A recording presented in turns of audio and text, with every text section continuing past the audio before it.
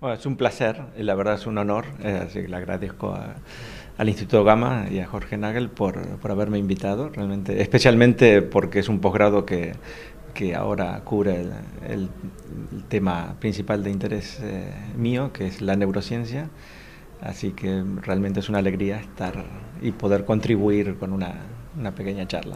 Antes de hablar específicamente de la charla, me gustaría puntualizar sobre, bueno, sobre tus inicios acá en la ciudad y sobre tu carrera y la proyección que tuvo también en España, puntualmente en Barcelona.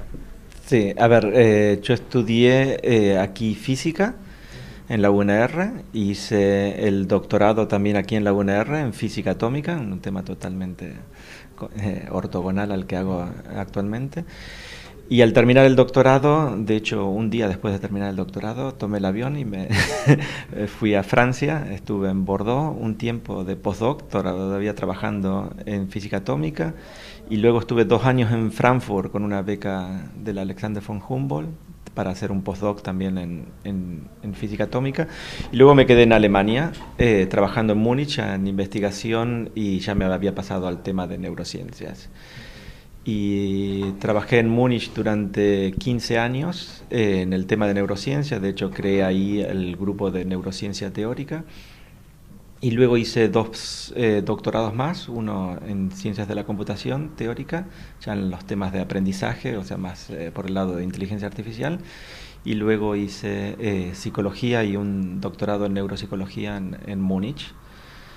Y luego de mi tiempo en Múnich pasé a Barcelona, finalmente, hace ya 11 años. Estudiando las neurociencias, algo que la gente quiere saber también y muchos están tratando de saber cómo funciona el cerebro, ¿no? Y muchos están tratando de descubrirse. ¿Qué importancia tiene esto también de que la gente se interese por saber cómo es su cerebro y de qué manera está constituido? Para mí es una de las preguntas fundamentales de cualquier ser humano, digamos, independientemente que sea científico o no. Digamos, a cada uno le interesa tratar de conocer por qué es como es y por qué actúa como actúa y por qué funciona como funciona. Y aparentemente eso tiene que ver con el cerebro. Y por eso el estudio del cerebro ya desde hace siglos nos indica o nos da pistas de por qué somos como somos y por qué actuamos como actuamos. Por supuesto son más las preguntas no contestadas hasta el momento de las que podemos contestar, pero es un tema apasionante. Sobre el conectoma humano, ¿a qué se refiere esto y de qué manera influye también en las personas? El conectoma humano es un tema que ha nacido hace unos 4 o 5 años en Estados Unidos y lo que se trata de ver a través de métodos de neuroimagen es cómo es la estructura del cerebro, o sea, cómo es el cableado del cerebro, cómo están conectadas, de ahí la palabra conectómica o conectoma, cómo están conectadas las diferentes neuronas o los diferentes grupos neuronales. Y lo que sabemos que esa conectividad, si bien cumple un patrón y es muy parecida en la mayoría de los humanos, hay diferencias entre humano y humano, y de hecho va cambiando a lo largo de la vida. Y de hecho tiene aplicaciones clínicas porque si se dan diferentes tipos de cableados o de conectómicas diferentes, uno puede llegar a tener diferentes tipos de daños cerebrales, con lo cual el gran interés en el conectoma es, por un lado, en neurociencias básicas, de manera de darnos el plano de cómo se computa la información en el cerebro, y por el otro lado, desde el punto de vista de aplicaciones clínicas, para saber cuándo el plano estándar no se cumple, por qué no se cumple, y poder diagnosticar o incluso poder darnos un indicio de cómo repararlo. Llevándolo a términos barriales, podríamos decirles, si tenemos una mejor conexión, vamos a tener un mejor rendimiento. Sí, muy barrial. Demasiado barrial. Pero bueno. Pero sí, en definitiva sí. Lo que importa es en general quién está conectado con quién y con qué eficiencia. Pero ¿Y de sí. qué manera se puede generar una mejor conexión?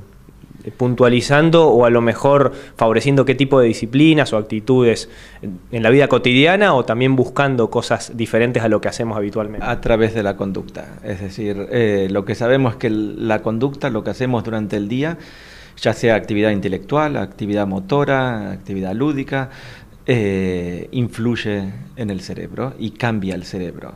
Y eso no es una especulación, sino que hoy en día sabemos que es un hecho, porque se puede medir cuantitativamente y se puede medir de manera extrema, de que si hago una actividad, a la hora ya me ha cambiado mi conectividad. Con lo cual quiere decir que tenemos que pensar bien las cosas que hacemos durante el día para ver lo que seremos a la noche. En relación al uso del cerebro, muchas veces uno escucha que usamos un mínimo porcentaje de la totalidad del cerebro. ¿Esto es realmente así o no? ¿O es un mito? Yo creo que es un mito. No conozco ninguna publicación y leo de 20 publicaciones diarias, con lo cual, y de hace muchísimos años, y jamás he visto una comprobación cuantitativa de ese mito, digamos.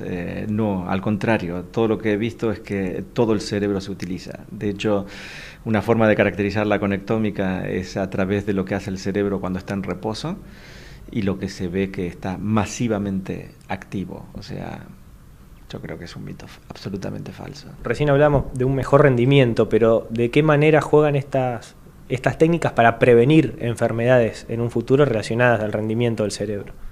De hecho, en clínica, en varios grupos de enfermedades como Alzheimer o esquizofrenia es el segundo gran ejemplo, la idea es tratar de prevenir antes de que se dé la enfermedad, y la única forma de prevenir es, por supuesto, diagnosticándola lo más temprano posible y actuando en forma consecuente, es decir, tratando de estimular más el cerebro de manera que al menos la enfermedad se retrase o que mejoren los síntomas. Es decir, el entrenamiento, ya digo, de todo tipo, no solamente intelectual, puede ser lúdico, puede ser tocar un instrumento, o puede ser ver una buena película o escuchar una buena ópera, o realizar actividad motora. Es lo único que hasta ahora al menos nos cambia el cerebro y nos ayuda en forma positiva.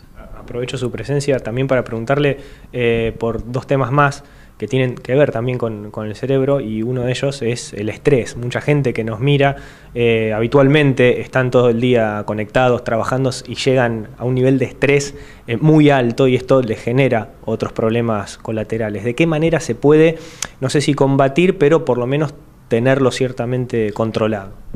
Voy a responder en forma no científica, porque no lo sé la respuesta científica, pero supongo que es cambiar de actividad, digamos, y compensar